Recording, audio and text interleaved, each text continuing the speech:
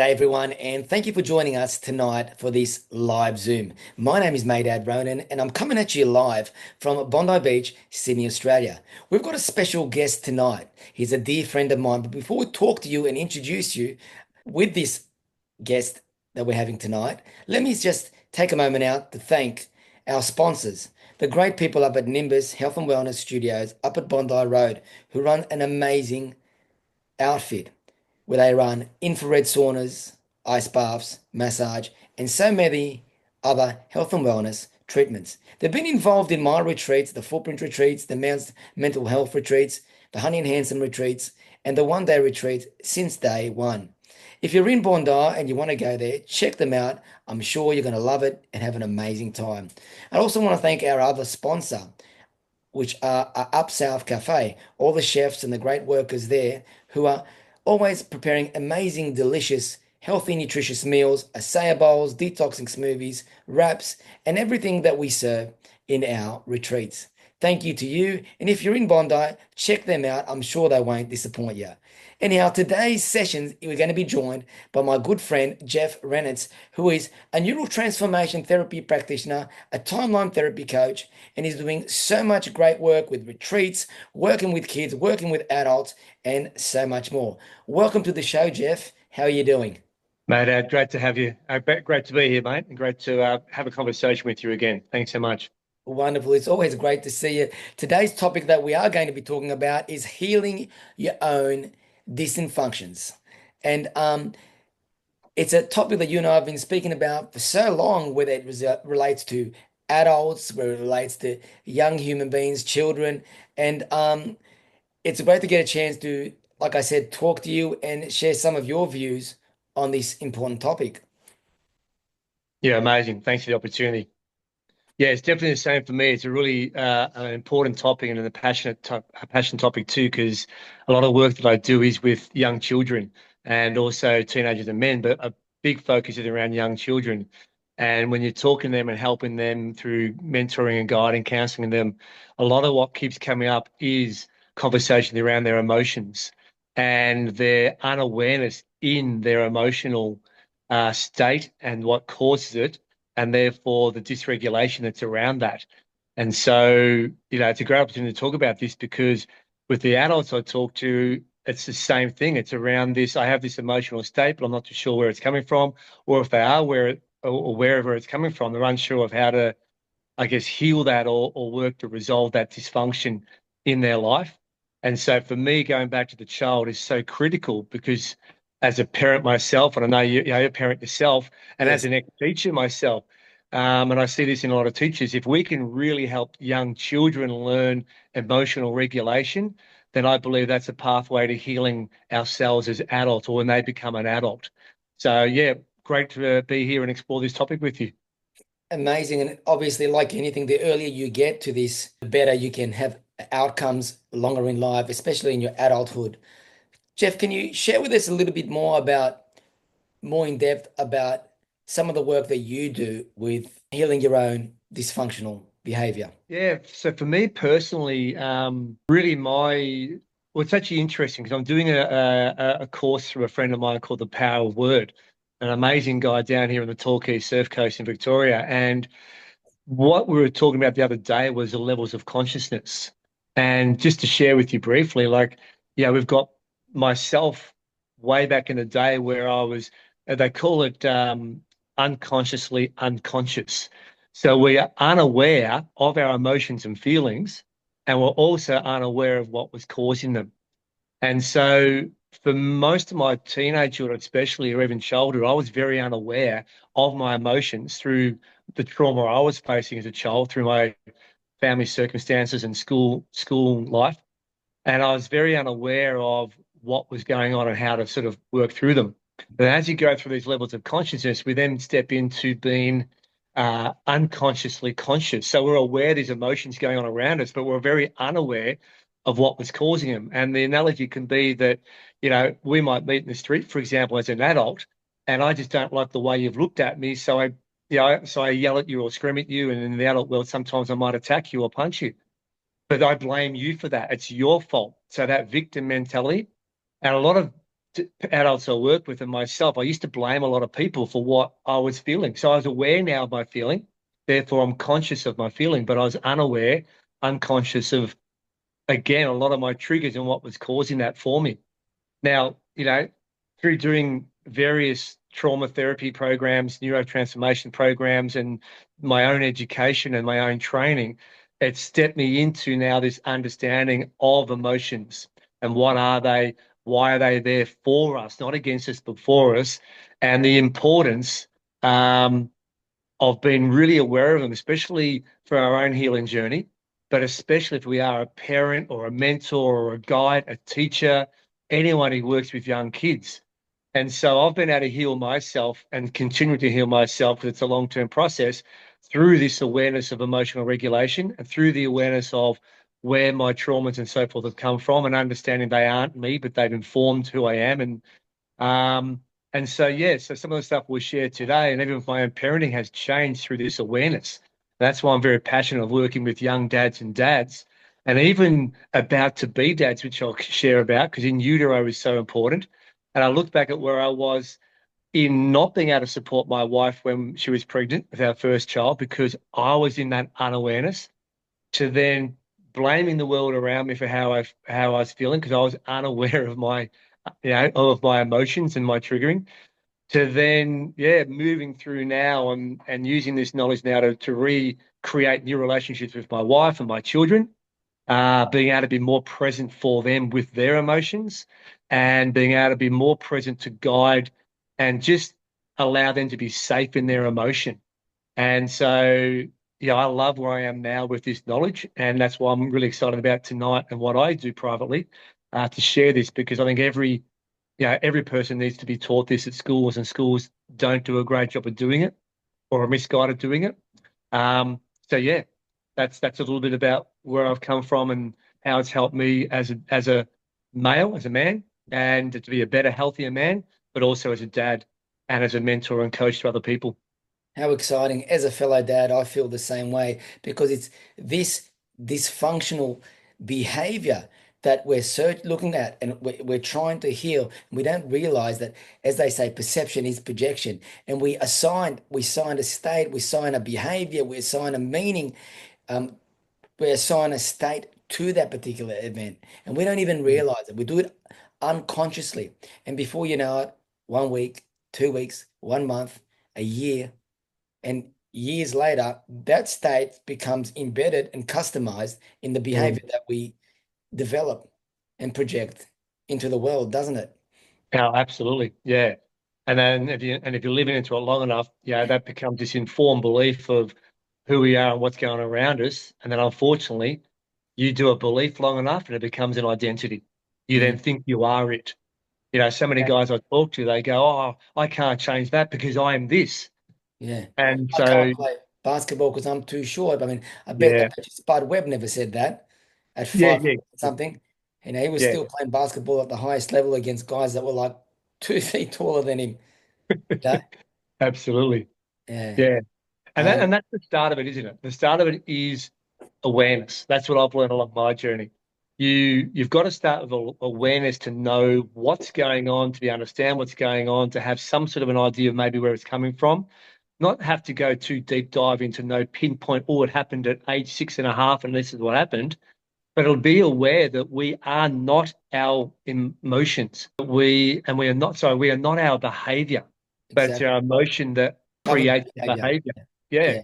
So if we can recognize we're not our behavior, but we're influenced by our emotion, well, then we recognize what our emotion is. We can then recognize, all right, I can take a step back and be that observer of it, not be drawn into it. So then we can create a whole different behavior that sits around it. And And adding that's to the that, Jeff, if power. I can just add to that, Jeff, and I'm sure you will agree with me, with anyone watching this back, our behavior relates to our environment. I mean, Yeah. everything relates to your environment. You create that environment for that behavior. And then when you realize it's not serving its purpose, you create a different environment. Mm. Yep. And some people, as you probably know, will get stuck thinking they can't create a different environment. And they stuck and sometimes be in this negative cycle or victim cycle. But you're 100% right. Our environments definitely influence that state. And so for some of us, they might feel trapped, but I think everyone, has the potential to move into a different environment to change their circumstances.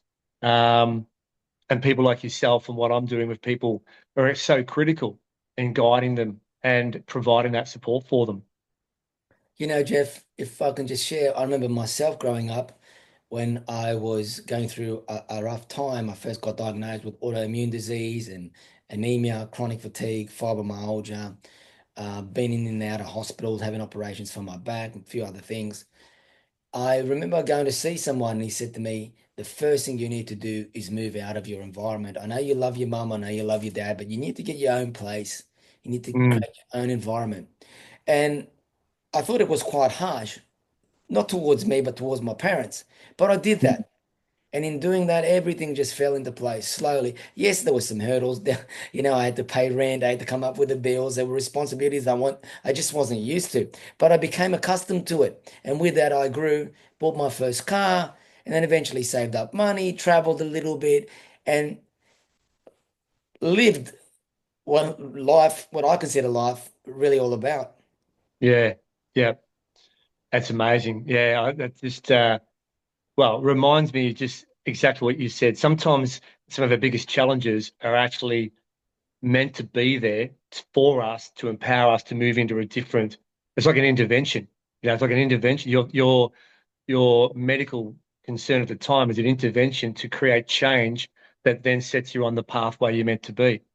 Yeah, Um, I think Jeff, if I didn't have some of the autoimmune and then I didn't get injured and stuff like that, I think I'd still be going 100 miles an hour. It allowed mm, me at least to sit back and give me a few moments on my journey to kind of reflect and say, well, you could be doing this better. There were mm, moments where I was going to do biofeedback. There was moments I was doing Feldenkrais. There was moments I was doing yoga, meditation, and all these little these little stimulants, if I can say, influenced me to develop what I'm developing now. And right now, as I said, I'm writing up a program, and I think the journey, all the little events, all the little studies, and that have becoming a whole in mm. one. And it's beautiful, isn't it? Yeah, amazing. If you don't mind, I want to circle back to what you shared too, because the physician who said, "Yeah, you've got to get out of your house." How wise of that to be brave and courageous enough to encourage you to do that and for you to do that. Because one of my journeys into where I went to where I am now was I did a course with a UK guy called Alex Howard, and he was a trauma informed specialist, and his course I did was I think it was called decoding your trauma, or so basically decoding my own trauma. And it wasn't until I did that I was aware that my home life was very dysfunctional. Lots. I won't go into detail, but just very dysfunctional for me as a young kid in terms of safety and nervous system regulation. So I created then this story and these patterns of behaviour to survive that. They have not been healthy as an adult at all, which is what this topic's about today.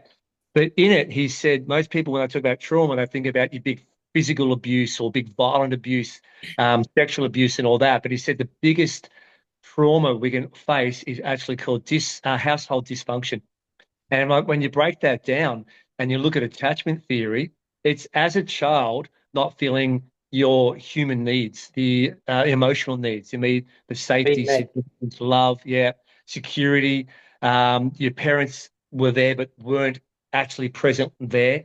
So you've got this disattachment to your parents. Therefore, you've got this nervous system dysregulation as a such a young child or moving through childhood. And so when we talk about, some beautiful books out there and research out there about the body keeping the score, and even the more diseases being possibly due to trauma and nervous system dysregulation. 100% adverse effects, childhood effects, when you talk about what they call, in short, ACEs. And it's not Mm, trauma that we're talking about that comes from like losing a football game or, losing a game of cards or something trivial. It's more along the lines of childhood needs that are not met, where childhood confidence and self-esteem are literally crushed. And correct. I can relate to that. I think that has to do with everybody's um, growth and how it affects their growth and how it affects their not just mentally and spiritually, but medically as well, and it's been proven by science data. In fact, um, it also in the way MRIs, scans, and data has been read on people, it shows that the amygdala, the brain, and its ability to be receptive and with different things and stuff and information is different on people that have been exposed to high levels of trauma or adversity earlier in life than to those who have lived a less stressful life. Yeah, definitely. And that's that's where in some of the work I do, we talk about the word dis-ease, not disease. And so when we have dis-ease, it's because the body's struggling. And then, as we know, disease can become something quite big, and that's normally due, and you said the key word, due to inflammation. Mm. And so if we've got too much inflammation, that's a stress situation, regardless of what the stress is coming from. And just quickly, I want to talk to people out there who might be listening to this, going, "Oh, well, back in my day, a good smack across the backside, or a bit." We've got to build resilience. We've got to build resilience, and I'm a massive one for resilience because I work with kids and around emotional resilience and building capacity. But all the research is out there is we've had this misplaced for a long time. You don't create resilient, strong kids by telling them to harden up or shutting down emotions. We actually then, by shutting down emotions and feeling, create disease in the body, which can cause, I'll link the word to the word cancer. There's a big link to inflammation and cancer and due to trauma as well. And people are holding and carrying Resentment. significantly resentment. I was going to say significantly negative emotions for a long, long time. So, it's a bit of a controversial topic, so I might pause on that. But it just shows that we're not talking about tough love and, the last 10, 20, 30 years of men don't cry, real men don't cry and harden up. But every child, by its purest form, needs to connect to their primary caregivers. And if they don't feel that safety, security, love, then we start to rewire their brain and we rewire it where they feel they're not good enough, not loved enough, not important enough, that their caregivers, they disattach to their caregivers, and then we're into this emotional spiral that you and I are doing this work with these amazing people trying to work this out. Jeff, you touch on a good point, and I'm going to go back a few steps when we talk about and bring up the topic of good parenting. And Mm. when you talk about dysfunctional relationships and feeling somewhat left out, I'm trying to find the right word that I was referring to here is almost like insignificant. And Yeah. the reason I bring up that word is simply because of this. I see young people come into my place of business. I run a gym right here in Bondi Beach, and I service people from all ages, but specifically young people. Parents drop them off, pay for the sessions, and take off. There is no interaction. There is no desire to learn or see what the child is doing. And as a result, I can see it throughout as I speak to them more intimately, talk to them how they're doing at school, how they're doing at home. And I'm not just talking about dysfunctional families with broken marriages, separated husbands and wives, dads and mums, but in the child feeling that is insignificant by and I'm sharing my experience growing up. Now, as a provider, as a father, yes, you pay the bills, yes, you feed the family, but there is a bigger responsibility to be a provider, and that is to be there and interact with your child, not just turn up at 6 o'clock at night. The child's had all his day at school and at home, done his homework, and you're never there to spend time with him. And if you do spend time with him, it's very little on the weekend, and it's usually chores and stuff like that. Yeah. That's how it became for me.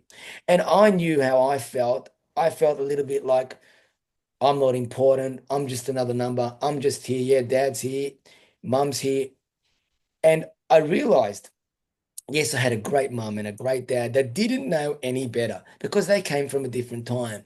But Yeah. this information, this empowering education has allowed me to see life differently through different lens and be able to give the best of myself or more of myself, knowing better to my own family.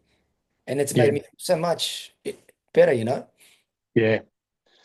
Yeah, it was amazing, and it's great to hear that what you just shared. Then that you, through what you journey through, have been able to change that. That's about every parent's job is to reduce or stop the generational trauma or the conditioning from our parents and our grandparents. So it's great that you've got that awareness. You've been able to do that. There's so many who don't have that awareness. They keep doing the same to their kids that happened to them, and then their kids will do it to their own kids, and that's what we classify as generational trauma, Mm, passing down these bad habits, so to speak. So it's critical that, for me, it's critical that every person who has a child, every parent, as an ex-teacher, I used to joke about parents should actually do a parenting course. So one of my passions is actually to write a book that uses a lot of my knowledge and our NCT training, all these different aspects that I use in my mentoring and coaching, to actually try to put together a guidebook, not try to put together a guidebook that just gives that bit of wisdom to these young people starting their journey. You and I have got amazing wisdom, I believe, because we've got older teenagers now and we've journeyed some hard yards through parenting. mm. And so to be able to help younger ones underneath us, it's a pretty powerful place to be in, but we can do that for others. And hence what we're talking about today. Um, yeah, with parenting, as we know, parenting, I think, is one of the hardest jobs in the world. And well, I don't want to use the word job loosely because we don't get paid to do it except for emotional connection and love. But you're right. When I work with kids at the school I work with down here in Victoria, a big thing they talk to me is my parents don't understand me. I mean, how many times they've said it to me? My parents don't understand me. My parents don't see me. My parents don't know me. Now, yes, we've got kid perception versus adult perception, but for me as a parent, if my child says my dad doesn't understand me and my dad doesn't know me, that would break my heart. Now, I try my best to get to know my kids, and I'm definitely not perfect, and I'm never going to judge any parent for getting it wrong because of how difficult the journey can be. But it breaks my heart that some of these kids feel that way. And you've had the same with the kids coming to the gym. And a lot of it is around, the parents trying to do the right thing by going off and working and providing physically, And providing, losing focus of the most the important importance. thing, Yeah. which is the child. Yeah. And it's tough, far out. I went through that. I had a massive period of my life where it was like, well, I have to provide, I have to go to work. But I knew I was emotionally not being there for the most precious things in the world for me. And I have an amazing wife who used to really call me out of my behavior. And to her credit, she sat through a lot of my emotional dysfunction and ego and defensiveness until I really started to go, holy crap, I want healthier, more connected relationship with my children, and hence did the work. Because you're right, emotional connection to your parent it's worth its weight in gold, Mm. and for parents to have that time. So look, I get it. It's tough for them to find the balance, and it's great, for yourself being a mentor with the gym. Parents to drop their kids off knowing, hey, mate, Dad's got this. He's an amazing guy. He's a brilliant mentor for my son, daughter, whatever. But yeah, we know deep down, kids still crave for that quality time and that connection time with their parent or parents. Great point, Jeff. I know we talk about the balance that we need to juggle all the time as conductors, if I could say, conductors of our own relationships in our Mm, own household. And we don't know, people don't realize how huge this responsibility is in this task. When yeah. a person is conducting an orchestra, they're conducting a band. Everybody must be in tune for the band, for the music to be harmonious.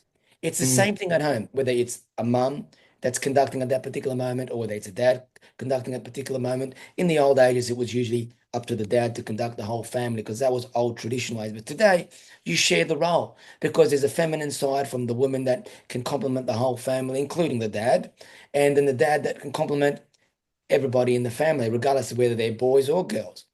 But the mm, responsibility of conducting and making sure that your child's behavior is not dysfunctional in their ability to communicate, to socialize, and just behave accordingly is really something, unique. It really is something that I think most parents don't realize is because there's not a guidebook to becoming parents. There's no guidebook in schools or in TEF colleges to uh, giving birth and bringing your children up because everybody brings their child up according to what their eye sees and perceives as what is correct and what is normal. And of course, your vision is not going to be exactly the same as mine, although we have same moral values, similar moral values. We connect on a lot of things, Jeff.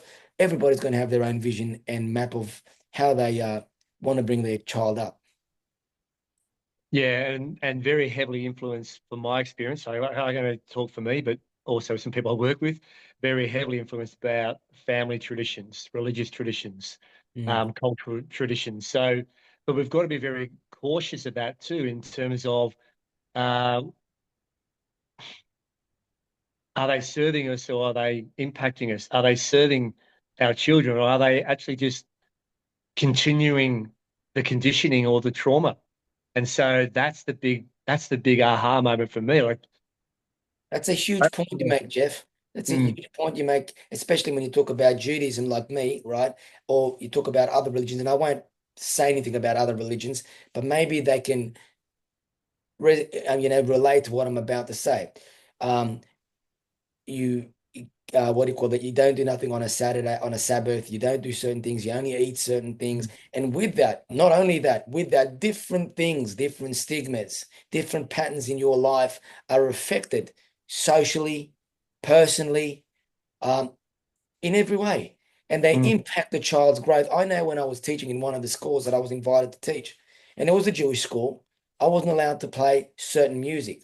I wasn't going to play any derogative music. I was just going to be playing pop music or just music to exercise to, but I wasn't allowed to play that unless it was religious music. I wasn't allowed to wear anything shorts. It had to be long pants, it had to be long sleeve shirt and that hat on and that. But that was just their beliefs. And then when you stuck in that belief system for so long, you become customized in narrative thinking, in narrative vision, that you don't see the world outside of what you've been exposed to. And it's like, there was a study done on flies, and they for 3 days they grabbed all these little fruit flies and they put them inside a jar, and in the jar they put a lid on top of the jar. Okay, mm. and when they put a lid on top of the jar, the flies would fly up quickly to try and get out, and they'd hit their heads on there. They would fly up and hit their heads on there. After 3 days, they took the lid away, and the flies would never fly higher than the jar, than the lid that was, because they were customized to only fly so far and not get out of the jar. And the interesting thing is, when they gave birth to other flies and they came about, they only flew so high and they never got out of the jar. So it just goes to show, when people are exposed to certain environments and they become customized in a certain way, and they inherit these behaviors that limits them from growth and evolving into anything that they could be. Yeah, I have seen that experiment, and it's amazing. It's that conditioning, deep-rooted conditioning. Mm. So, and that's the thing. So it's not about forcing people to change by any means, if their conditioning is not impacting on others. But where we've got to be really critically careful, I guess, is that in this multicultural society, especially Australia that we're in, we've got lots of different dynamics around us. So how do we then, if we want to focus on the child, how do we really help them understand this, and how do we really help them nurture that child? Because different cultures will do it differently as well. But, I guess for me, there's a basis. And if we look at our emotional needs, that's the basis, I believe, that all parenting or caregiving needs to work off, whether you're, again, teacher, kindergarten person, a nanny, grandparent even, but parent, obviously. If we all learned emotional needs and how to help a child, as you said earlier, at its youngest, most formable time, for that 0 to 6 period, um, to actually understand what it is they're feeling, be able to name it, be able to feel safe in it, and be able to then shift and move it with healthy behaviors. And one of them is just finding voice. Then we would literally overturn a lot of ADHD, I believe ASD traits. We would have a more connective community. We would have people looking after people, not trying to tear each other down. It'd be quite a different radical society if we were all looking out for each other's needs, because that's what we were taught. That's what that cultural ingrained conditioning was about. And we didn't judge and we didn't shame people with different belief systems. We all held this one true belief of, well, I believe it's humanity. So again, I always keep coming back to that emotion, that learning about emotional needs and helping that child understand that. So then they will be able to understand when they're feeling triggered, when they're feeling a need's not being met. So instead of creating a behavior, because remember our behavior is because of our emotional need, our emotional state, then instead of doing a behavior to say, hey, oi, listen to my emotion, because I don't have the words, then that's when we're going to stop some dysfunctional behavior. We'll stop guys arguing, yelling, fighting. We'll stop women. I don't know. I'm not a woman, so I can't really talk to that. But we would definitely stop a lot of emotional dysfunction. Look, I couldn't agree with you any more than that. I saw something on documentary about young girls' need of attention, dressing a certain way, getting Mm. collagen, breast implants, buttocks implants, all kinds of stuff, dressing a certain way, exposing the body and that. And I think, wouldn't it be amazing if we earlier in childhood development, or I should say early high school, where our kids doing some studies, or they got to do some studies about their emotional needs.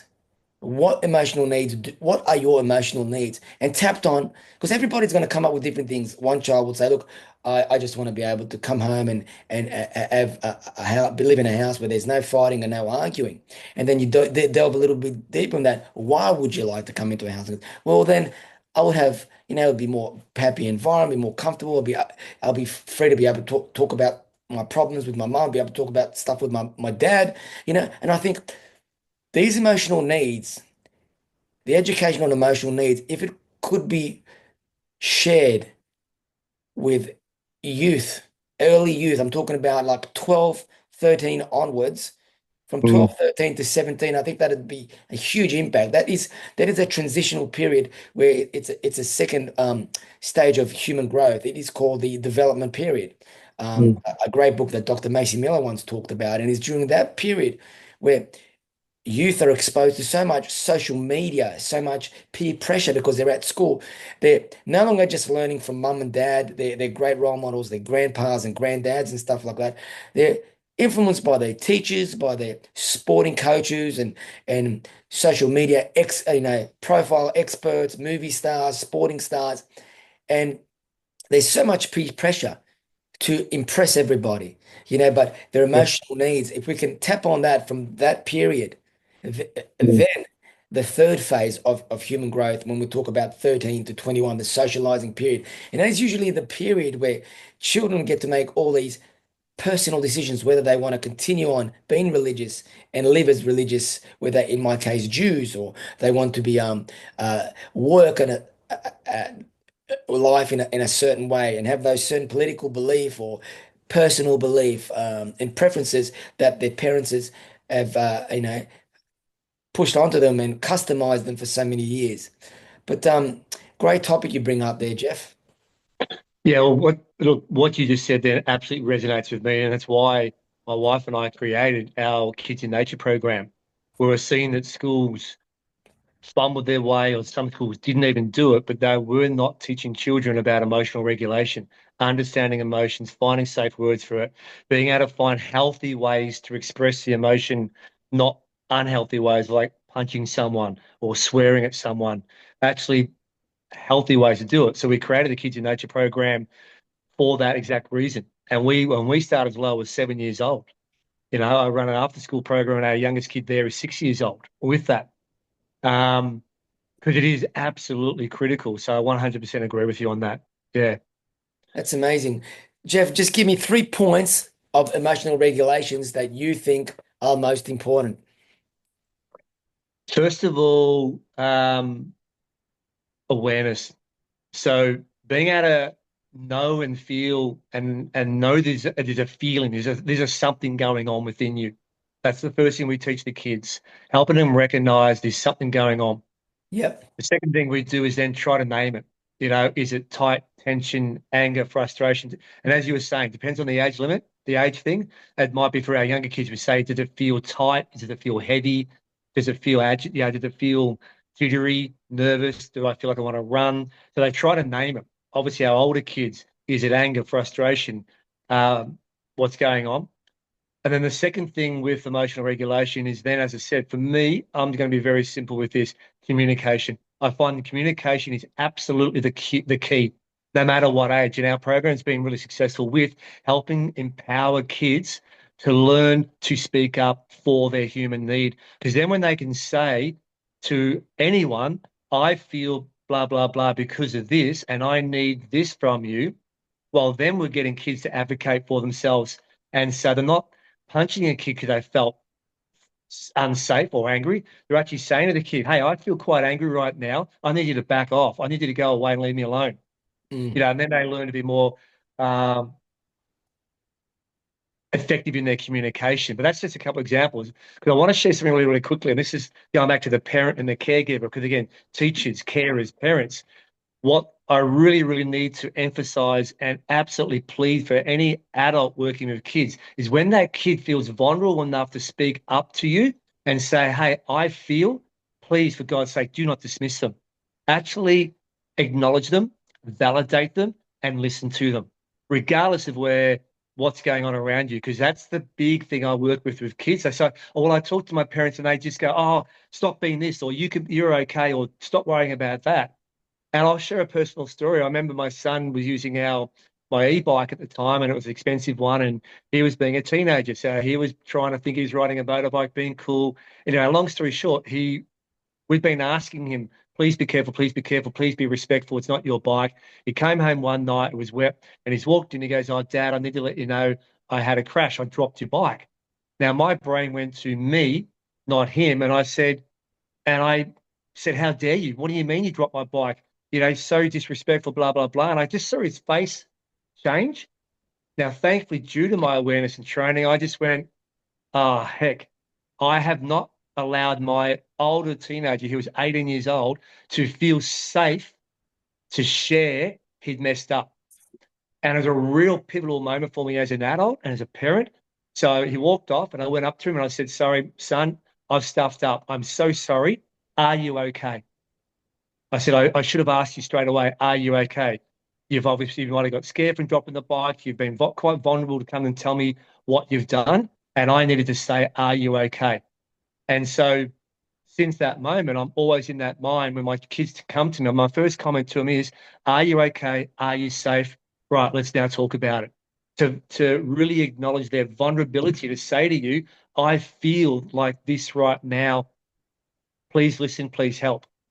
So, yeah, a real learning thing for me I want to share with all the other parents and caregivers out there.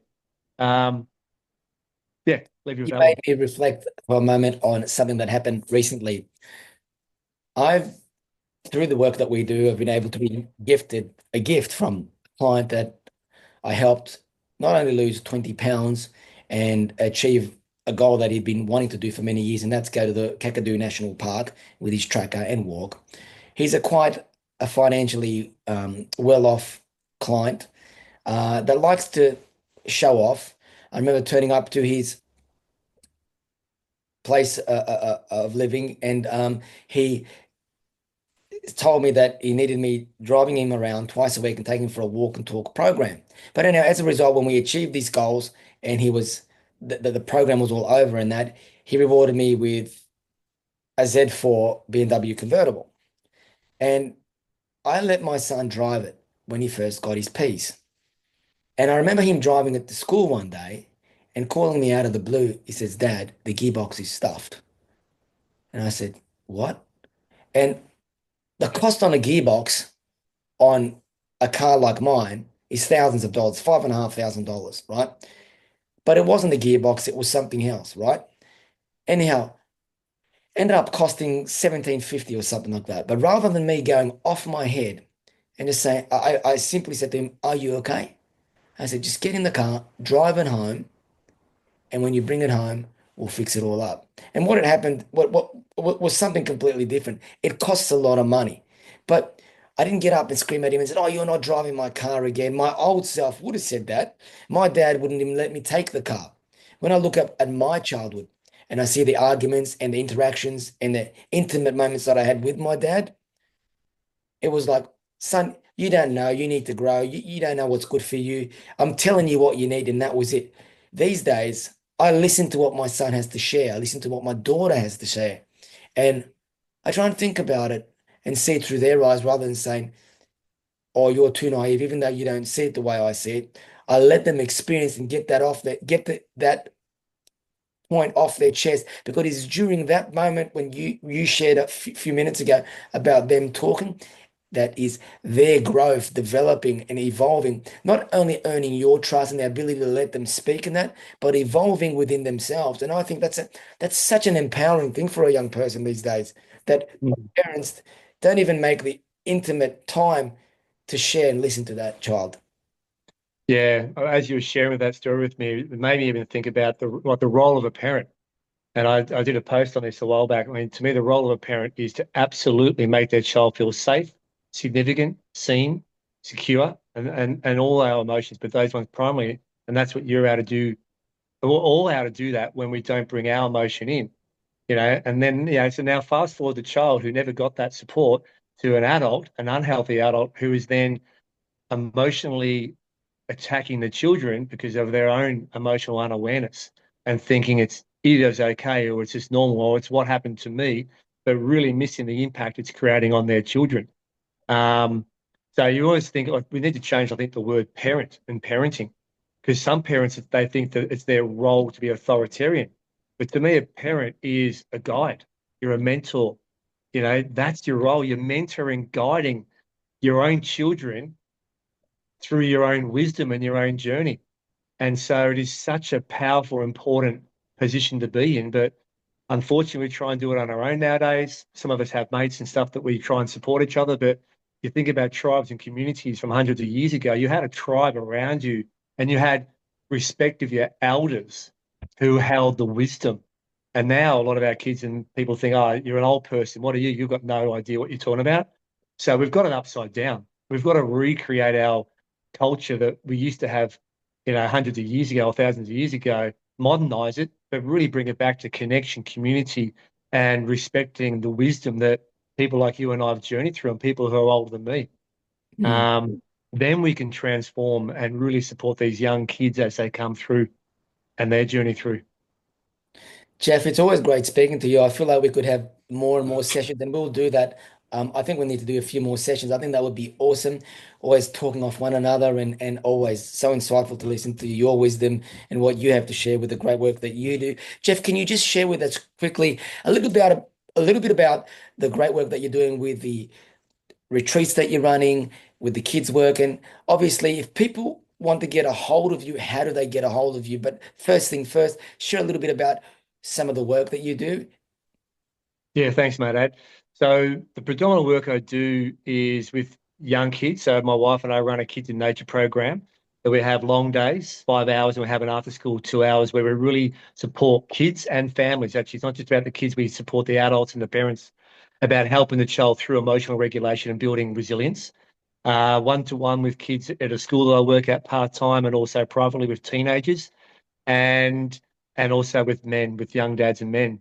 Um, Running at the moment because I've done some rites of passage training with Ardrna Rubinstein up there in New South Wales way, and so I've set up and established my own father and son and father and daughter retreats down here on the Surf Coast, Geelong, hinterland area in Victoria.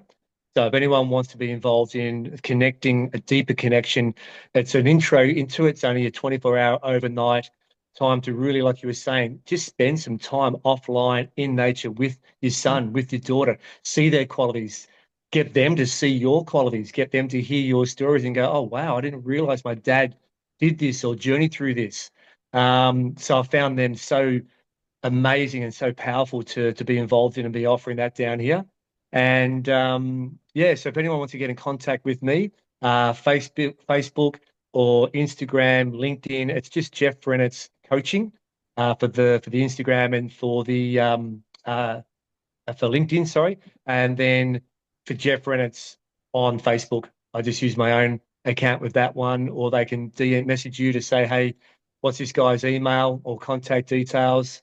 And happy for anyone to be in contact and to support anyone as I can. Amazing, Jeff. So good catching up with you. Just before we head off, just want to say to everybody watching, don't forget next week, just a reminder of our upcoming Zoom is going to be with a great guest, another great practitioner, Charles Messi, who is a shadow alchemist. I've known him for many years. He's worked with me at my gym. He's a great bloke and he's very knowledgeable in the programs and retreats that he runs, and he has been running for many years. He's had an amazing journey. I look forward to catching up with you next week and chatting with you and sharing and talking to Charles in person. Um, in conclusion, from Jeff and myself, take care, have an amazing week, and we look forward to seeing you next time. See you soon. Bye, everyone.